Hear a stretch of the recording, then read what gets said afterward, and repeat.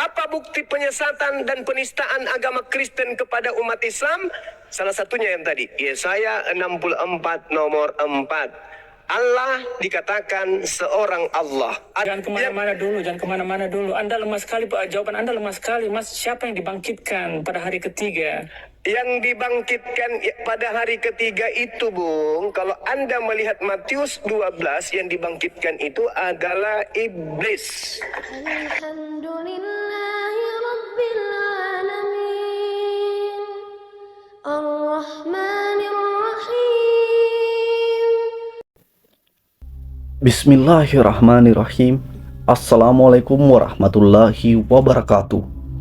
Sahabat Islam, dalam berkeyakinan atau beragama, kita sama-sama tahu bahwa setiap pemeluk agama meyakini agama mereka masing-masing. Begitu pula dengan kita sebagai umat Islam.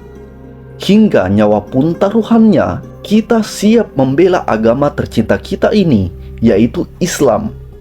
Mungkin begitu pula dengan agama lain. Yang jadi permasalahannya, bagaimana jika agama kita mempunyai keterkaitan dengan agama lain, terutama agama Kristen? Apakah kita siap untuk meluruskan, ataukah kita hanya akan berdiam diri saja? Nah, disinilah Bang Suma hadir dengan niat murni untuk meluruskan permasalahan yang berkaitan dengan umat Kristen ini. Dan kita akan mereview hasil perdebatan antara Bang Suma melawan seorang Kristian yang bahkan tanpa dalil, seorang Kristian ini memaki Bang Suma dengan sebutan babi.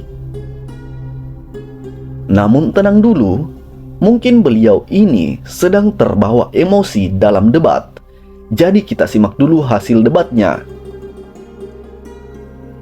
Di awal perdebatan, dengan nada tinggi Bang Suma menyampaikan bahwa Nabi kita, yaitu Isa Al-Masih, diselamatkan dari kejaran para penjahat kala itu. Dan yang tertangkap adalah penggantinya. Lalu kemudian, para umat Kristen seketika menuhankan pengganti Nabi Isa tersebut. Disitulah perkara terbesarnya. Bang Suma memang berbicara bukan tanpa dalil. Mari kita lihat dalil yang kuat dalam Al-Quran, yaitu surah An-Nisa ayat 157. Dan karena ucapan mereka, orang kafir ya, sesungguhnya kami telah membunuh Al-Masih, Isa putra Maryam, Rasul Allah. Kemudian lanjut Allah membantah pernyataan mereka. Padahal mereka tidak membunuhnya dan tidak pula menyalibnya. Tetapi yang mereka bunuh ialah orang yang diserupakan dengan Isa bagi mereka. Sesungguhnya orang-orang yang berselisih paham tentang pembunuhan Isa benar-benar dalam keraguan-raguan tentang yang dibunuh itu. Mereka tidak mempunyai keyakinan tentang siapa yang dibunuh itu, kecuali mengikuti prasangka mereka belaka. Mereka tidak yakin bahwa yang mereka bunuh itu adalah Isa. Dengan demikian, umat Islam sudah mengetahui hal ini sejak Al-Quran diturunkan, yaitu sekitar 1410 tahun lamanya. Nah, kemudian datanglah agama Kristen yang menuhankan yang tersalib tersebut. Bukankah ini lucu? Bukan hanya itu, bahkan kitab Kristen sendiri menuliskan bahwa mereka juga berselisih paham tentang siapa sih yang disalib itu.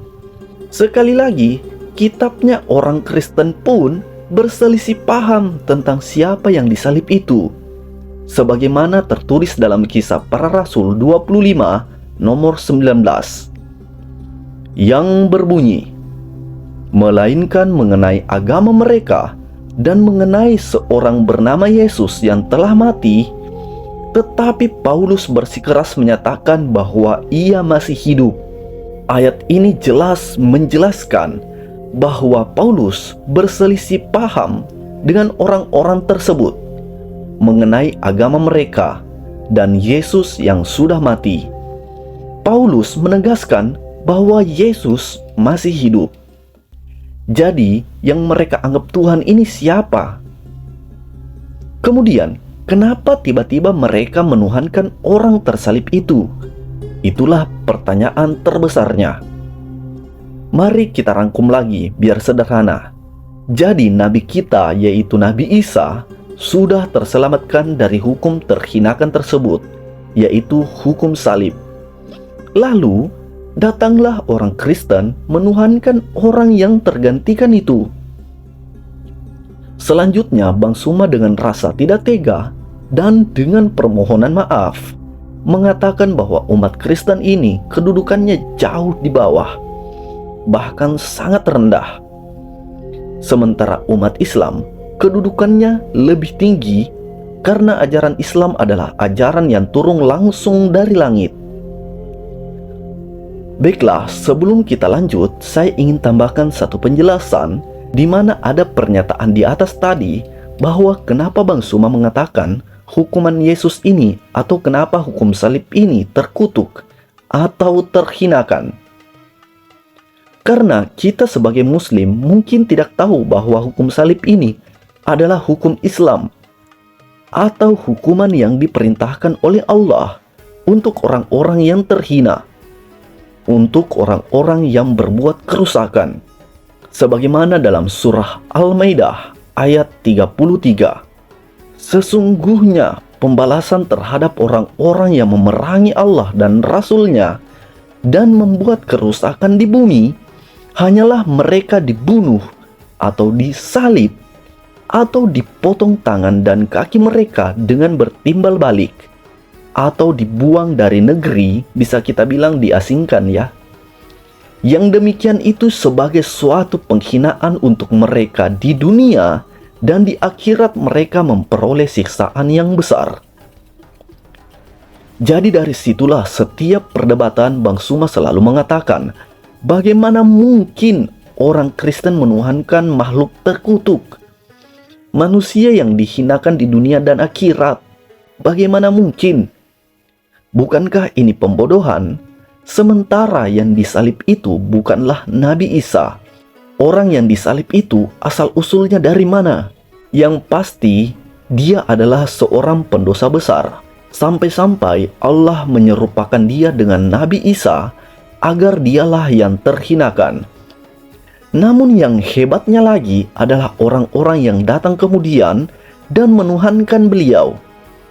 Baiklah, kita lanjut ke perdebatan, di mana Bang Suma masih mendominasi dengan memperlihatkan bukti lagi. Bahkan bukti kali ini diambil dari dalam Bible sendiri.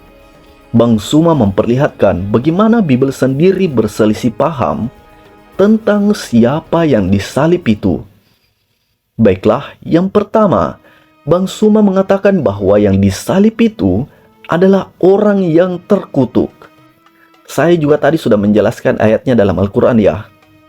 Sekali lagi, yang disalib itu orang yang terkutuk, orang yang dihinakan, orang yang disiksa, baik di dunia maupun akhirat. Sedangkan Tuhan tidak menginginkan penganiayaan terhadap orang yang dikasihi, sebagaimana Mazmur 14 dan Yohanes 14. Di sana menjelaskan bahwa Yesus adalah orang baik, Yesus adalah orang benar, Yesus orang yang dikasihi. Jadi tidak ada jalan untuk menyiksa dan membunuh Yesus. Nah, kemudian di sisi lain, Yesus juga yang disiksa dan dibunuh. Bukankah ini amat bertentangan? Nah, sekarang karena umat sudah bingung, jadi jalan satu-satunya untuk menenangkan umat yaitu dengan doktrin, ungkap Bang Suma. Sementara dalam Islam, dengan penjelasan Al-Quran, posisinya sangat jelas.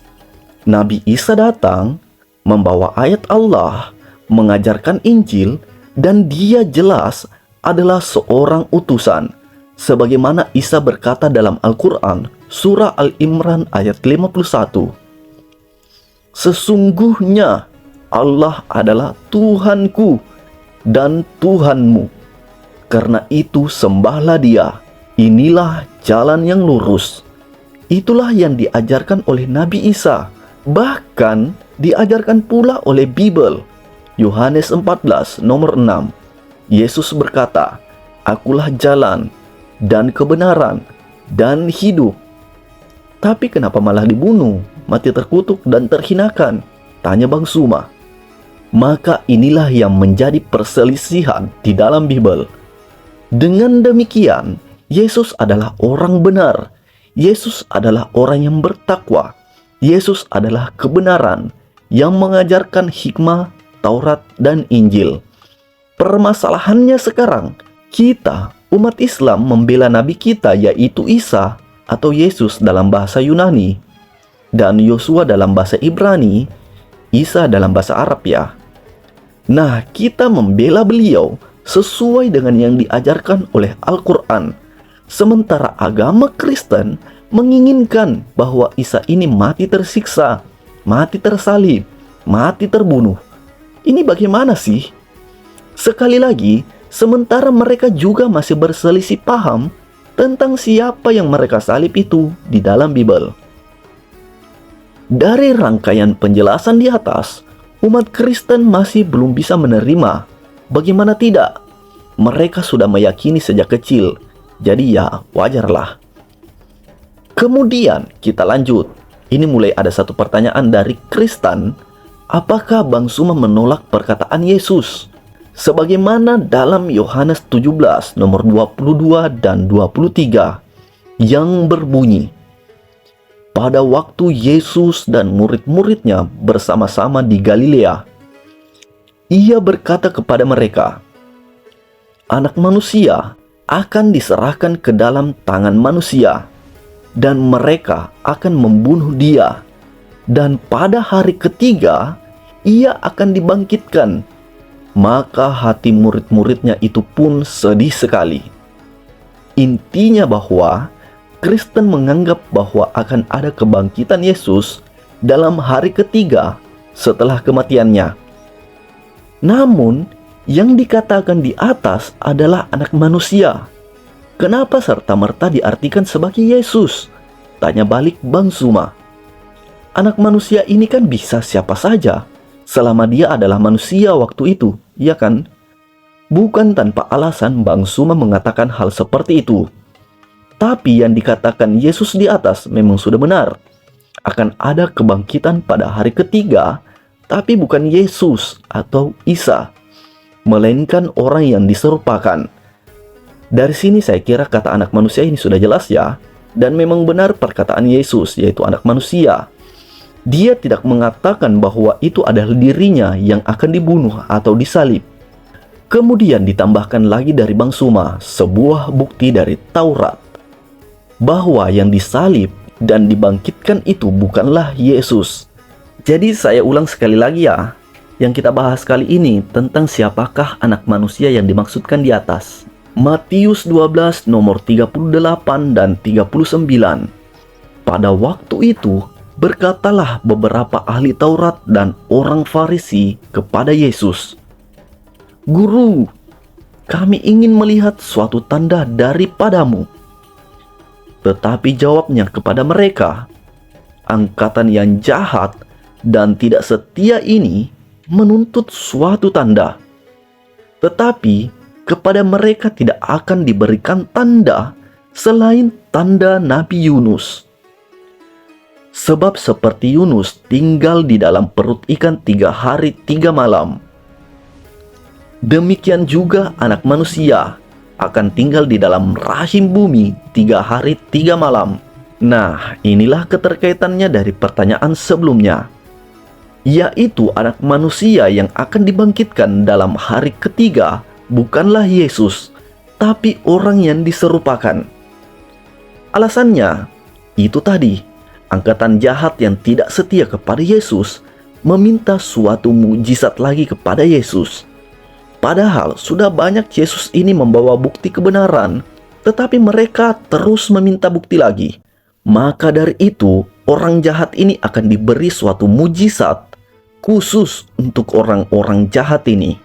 Dan para murid setia Yesus sudah mengetahui hal ini. Tambah satu bukti lagi ya bahwa yang dibangkitkan ini bukan Yesus. Maka ketika kebangkitan itu, para murid setia Yesus tidak percaya bahwa itu adalah Yesus. Dibuktikan dalam Lukas 24 nomor 9 sampai 12. Dan setelah mereka kembali dari kubur, mereka menceritakan semuanya itu kepada ke-11 murid dan kepada semua saudara yang lain. Perempuan-perempuan itu ialah Maria dari Magdala dan Yohana dan Maria ibu Yakobus dan perempuan-perempuan lain juga yang bersama-sama dengan mereka memberitahukannya kepada rasul-rasul. Tetapi bagi mereka perkataan-perkataan itu seakan-akan omong kosong, dan mereka tidak percaya kepada perempuan-perempuan itu. Sungguh pun demikian, Petrus bangun lalu cepat-cepat pergi ke kubur itu. Ketika ia menjenguk ke dalam kubur, ia melihat hanya kain kafan saja. Lalu ia pergi dan ia bertanya dalam hatinya, apa yang kiranya telah terjadi. Dari kutipan ayat di atas sudah membuktikan bahwa yang bangkit bukanlah Yesus. Kenapa? Jikalau benar yang bangkit adalah Yesus, maka seharusnya para murid setia ini bergegas pergi mencari Yesus, iya kan? Namun pada kenyataannya mereka seolah tidak peduli, seakan omong kosong belaka, yang artinya kembali ke angkatan jahat sebelumnya, bahwa kebangkitan tersebut hanya tanda bagi mereka angkatan yang jahat. Sangat jelas sekali dan sangat nyambung. Jadi para murid tidak percaya kalau yang dikubur itu adalah Yesus. Kemudian sebelum itu terjadi, para murid sudah mendengar perkataan Yesus bahwa akan ada mujizat bagi angkatan jahat, yaitu tinggal dalam rahim bumi 3 hari 3 malam. Ya, jelas mereka tidak peduli siapa itu. Toh itu cuma tanda bagi mereka yang angkatan jahat. Nah, pertanyaan besarnya sekarang, lalu kenapa kemudian datanglah umat Kristen yang tiba-tiba menuhankan orang yang dibangkitkan itu? Disitulah lucunya kemudian. Lanjut ke perdebatan, di mana sekarang nada perdebatan mulai menurun dikarenakan ada seorang Kristen yang kemarin sangat keras hati, namun kemudian mendapat hidayah. Hatinya mulai terbuka, telinganya seolah mulai mendengar, dan matanya mulai melihat kebenaran. Beliau menganggap bahwa perdebatan apapun yang dimulai, Bang Suma akan membantah lewat kitab Bible mereka sendiri. Jadi sejenak ia mulai mengosongkan diri dan mulai menyimak apa yang kemudian diutarakan Bang Suma. Dan sekarang kita doakan semoga beliau mendapat hidayah yang kemudian bisa memilih jalannya sendiri menuju kebenaran. Dan tidak ada kebenaran itu datang melainkan lewat Islam dan Al-Quran dan orang yang selalu nasihat menasehati. Baiklah, mungkin itulah isi perdebatan yang bisa saya sampaikan. Semoga kita semua bisa mengutip suatu pelajaran dan mampu mendongkrak iman kita. Assalamualaikum warahmatullahi wabarakatuh.